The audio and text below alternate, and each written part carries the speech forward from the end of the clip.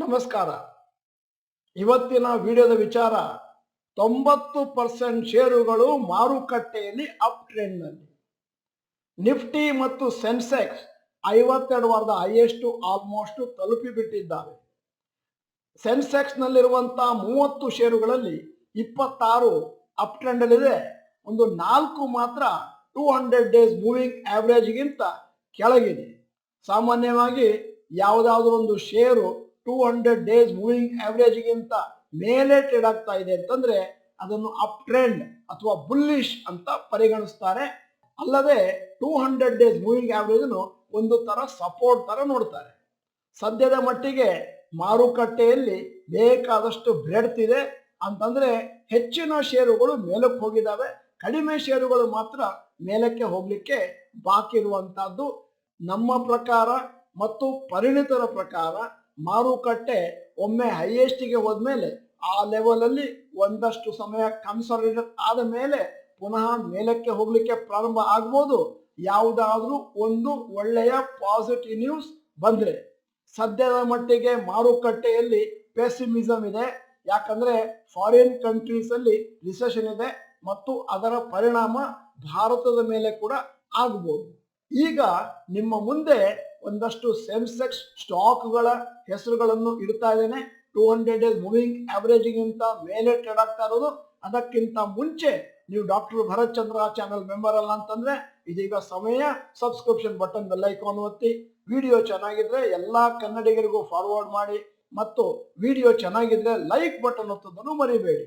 ಕೊನೆಯಲ್ಲಿ ನಿಮ್ಮ ಕಮೆಂಟ್ ಅತಿ ಪ್ರಾಮುಖ್ಯ, ನಮಗೆ ಎನ್ಕರೇಜ್ಮೆಂಟ್ ಕೊಟ್ಟ ಹಾಗೆ.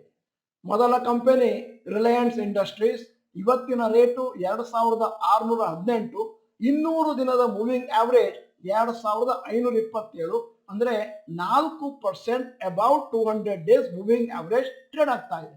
TCS 1%, HUL 7%, Infosys 4%, HDFC bank 13%, ICICI bank 17%, L&T 16%, Maruti Suzuki 8%, MNM 18%, Titan company 7%, Axis bank 19%, Bajaj finance 0.4%. Bajaj financial service 8% ಮೇಲಿದೆ 200 ಡೇಸ್ ಮೂವಿಂಗ್ ಆವರೇಜ್ಗಿಂತ.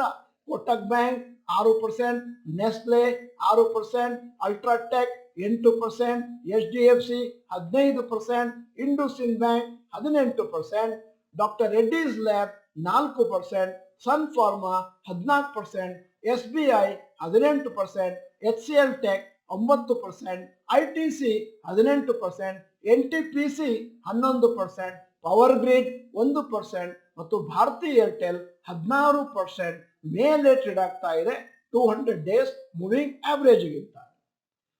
ಕೇವಲ 4 ಷೇರುಗಳು ಮಾತ್ರ ಸೆನ್ಸೆಕ್ಸ್ ಅಲ್ಲಿ, ಅದು 200 ದಿನದ ಮೂವಿಂಗ್ ಆವರೇಜ್ಗಿಂತ ಕೆಳಗಿದೆ.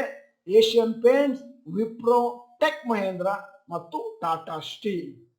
ಆಗಲೇ ಹೇಳಿದ ಹಾಗೆ ಸೆನ್ಸೆಕ್ಸ್ ನಲ್ಲಿರುವ ಹೆಚ್ಚಿನ ಷೇರುಗಳು ಅಪ್ ಟ್ರೆಂಡ್ ಇದ್ದಾವೆ. ಆದರೆ ಅವುಗಳಿಂದ ಬಂದ ರಿಟರ್ನ್ಸ್ ಕಳೆದ ಕೆಲವು ತಿಂಗಳುಗಳಲ್ಲಿ ಬಹಳ ಕಮ್ಮಿ. ನಿಫ್ಟಿ ಮತ್ತು ಸೆನ್ಸೆಕ್ಸ್ ಆಲ್ ಟೈಮ್ ಹೈಗೋದ್ರೂ ಕೂಡ ಸುಮಾರು ಷೇರುಗಳು ಆಲ್ ಟೈಮ್ ಹೈಗೆ ಬಂದಿಲ್ಲ. ಒಂದು ತರದ ಡೈವರ್ಜೆನ್ಸ್ ಇನ್ ಪರ್ಫಾರ್ಮೆನ್ಸ್ ಇದೆ. ಈ ವರ್ಷ ನೋಡಿದ್ರೆ FMCG ಸ್ಟಾಕ್ಗಳು ಒಳ್ಳೆ ಪರ್ಫಾರ್ಮೆನ್ಸ್ ಕೊಟ್ಟಿದ್ದಾವೆ. IT ಮತ್ತು ಮೆಟಲ್ ಸೆಕ್ಟರ್ ಒಂದು ತರ ಸ್ಟ್ರಗ್ಲಿಂಗ್ ಅಲ್ಲಿ ಇದ್ದಾವೆ. ಇನ್ನು ಮುಂದಿನ ದಿನಗಳಲ್ಲಿ ಹೆಚ್ಚು ಷೇರುಗಳು ಏನಾದ್ರೂ ಅಪ್ ಟ್ರೆಂಡ್ ಅಲ್ಲಿ ಹೋದ್ರೆ ಆವಾಗ ಸೆನ್ಸೆಕ್ಸ್ ಮತ್ತು ನಿಫ್ಟಿ ಇನ್ನೊಂದಷ್ಟು ಮೇಲಕ್ಕೆ ಹೋಗ್ಬೋದು 2023ರ ಕೊನೆಯ ಒಳಗೆ. 2022ರಲ್ಲಿ ನಿಫ್ಟಿ ಮತ್ತು ಸೆನ್ಸೆಕ್ಸ್ ಬಹಳ ಹೋಪ್ಲೆಸ್ ಪರ್ಫಾರ್ಮೆನ್ಸ್ ಕೊಟ್ಟಿದ್ವು. ಅದರೊಟ್ಟಿಗೆ ಇಂಡಿವಿಜುವಲ್ ಶೇರ್ಸ್ ಕೂಡ ಅಷ್ಟೇ ಹೋಪ್ಲೆಸ್ ಪರ್ಫಾರ್ಮೆನ್ಸ್ ಅನ್ನು ಕೊಟ್ಟಿದ್ದಾವೆ. ಕಾದು ನೋಡಬೇಕು 2023 ಬುಲ್ಲಿಯರ ಅಥವಾ ಬೇರಿಯರ ಅಂತ. ಈ ವಿಡಿಯೋದ ಕೊನೆಯಲ್ಲಿ ನಮ್ಮ ಸಮೀಕ್ಷೆಗಾಗಿ ಒಂದು ಪ್ರಶ್ನೆ ಕೇಳ್ತಾ ಇದ್ದೇನೆ.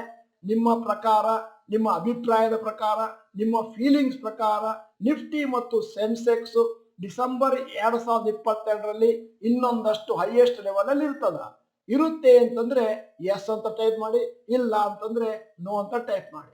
ವಿಡಿಯೋನ ಎಲ್ಲರಿಗೂ ದಯವಿಟ್ಟು ಫಾರ್ವರ್ಡ್ ಮಾಡಿ ಮತ್ತು ವಿಡಿಯೋನ ಕೊನೆವರೆಗೆ ನೋಡಿದ್ದಕ್ಕೆ ಧನ್ಯವಾದಗಳು.